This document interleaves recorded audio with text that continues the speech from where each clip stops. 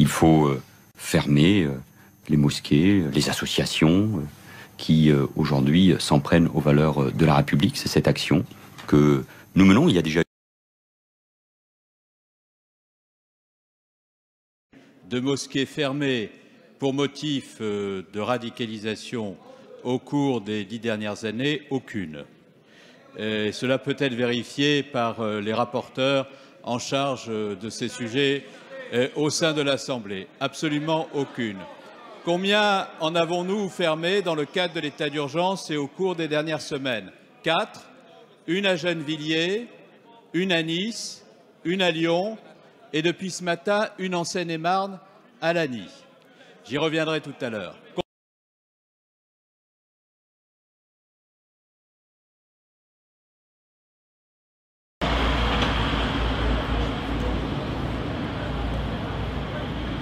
On vient nous supprimer notre mosquée et de construire une fourrière à la place. Bonjour, donc je m'appelle Hassan Ben Barek, donc je suis président d'une association qui s'appelle le Front des banlieues indépendants. C'est moi que on mène nos actions. Donc la première étape, c'était d'empêcher la fermeture de cette mosquée qui devait avoir lieu le 7 septembre.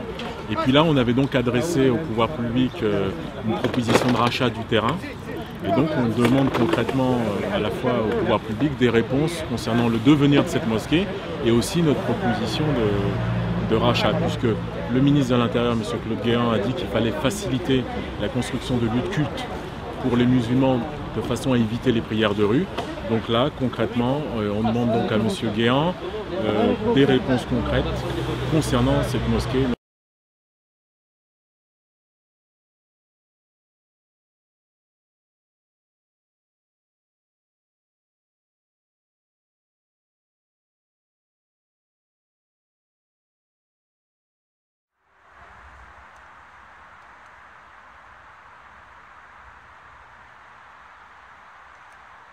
Assalamu alaikum, Azal Falawan, bonjour, Rachid Nekaz, je suis devant la mosquée du port de Gennevilliers, à quelques kilomètres de Paris.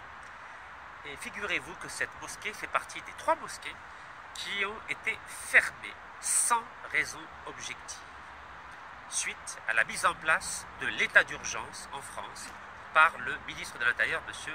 Cazeneuve.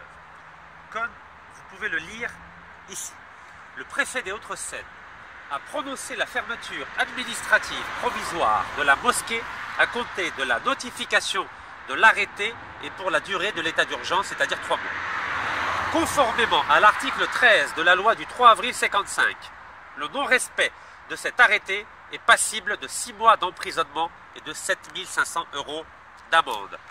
En clair, un musulman honnête, pacifique, qui souhaite simplement prier, se verra infliger une amende de 7 500 € et 6 mois d'emprisonnement.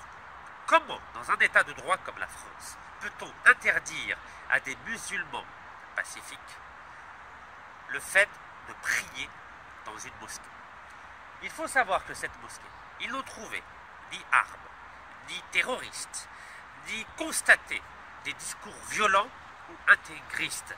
Si cette mosquée était une mosquée terroriste, il faut savoir que les frères Kouachi, qui ont été les auteurs de l'attentat barbare contre Charlie Hebdo en janvier 2015 et qui habitaient ici à Gennevilliers, n'ont jamais fréquenté cette mosquée.